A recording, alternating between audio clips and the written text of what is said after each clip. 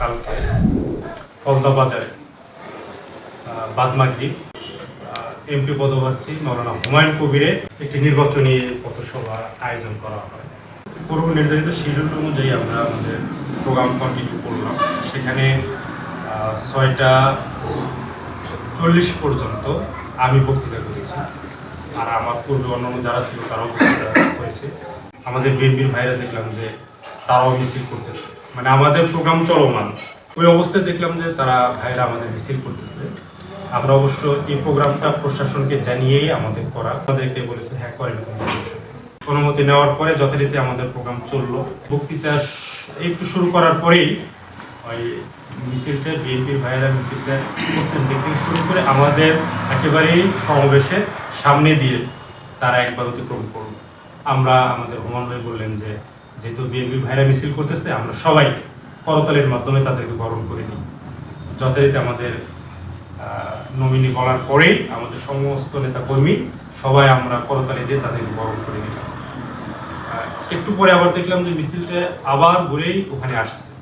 এরপরে হুমায়ুন ভাই আবারও বললো যে আবারও আমরা তাদেরকে করতালি দিয়ে বরণ করে নিলাম। দুইবার আমাদের ওই প্রোগ্রাম থেকে, আমাদের নমিনির মুখ থেকেই মূলত আমরা তাদেরকে বরণ করে নিয়েছি। জাস্ট আজানের আগে আমাদের প্রোগ্রামটা শেষ করে আমরা যখন চলে যাবো, বিচ্ছিন্ন হয়ে যাব, তখন আমরা দেখলাম যে পশ্চিমের যে রাস্তাটা, ফলতা বাজারে পশ্চিম থেকে যে রাস্তাটা গেছে ঘুরে ঘুরে, ওখানে দেখলাম যে আমাদের ভাইরা সবাই দাঁড়ানো এবং তারা বিভিন্ন ধরনের স্লোগান দিচ্ছে, উস্কানিমূলক তারা কথা বলছে।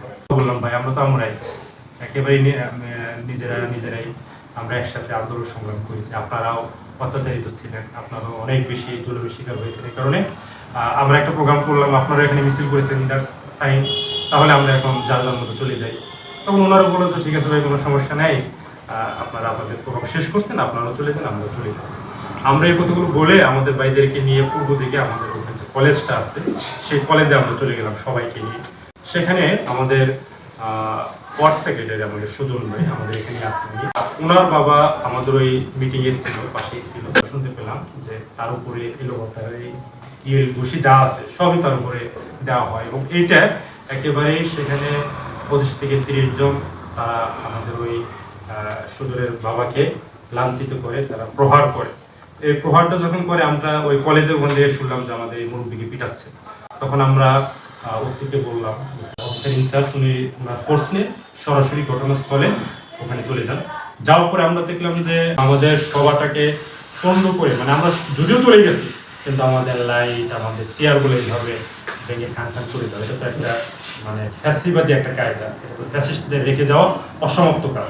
এটা আমরা তীব্র নিন্দা জানাই, এবং সেখানে অকথ্য ভাষায় জামাতের বিরুদ্ধে এবং আমাদের দলীয় নেতাকর্মী যারা আছে তাদেরকে দেখে নেবে, তাদের বাড়িঘর জ্বালিয়ে দেবে, পুড়িয়ে দিবে, তাদেরকে এখানে থাকতে দেবে না, নির্বাচনে কেন্দ্রে যাইতে দেবে না, এজেন্ট হিসাবে তাদেরকে কোনোভাবে সুযোগ দেবে না ঢোকার।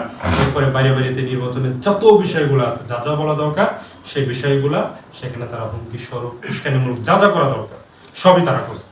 আপনাদের মাধ্যমে জাতিকে আমরা পরিষ্কার করে বলতে চাই যে 5ই আগস্টের পরে যেগুলো সকল দল তারা গণতান্ত্রিকভাবে পন্থায় সংবিধান স্বীকৃত উপায়ে তারা যেভাবে প্রচারণা চালাচ্ছে, সেখানে একেবারে আমাদের নমিনি উপস্থিত, জেলা সেক্রেটারি, এমপি পদপ্রার্থী আমরা যেখানে উপস্থিত, এবং সবেমাত্র তফসিল ঘোষণা হয়েছে গতকালকে।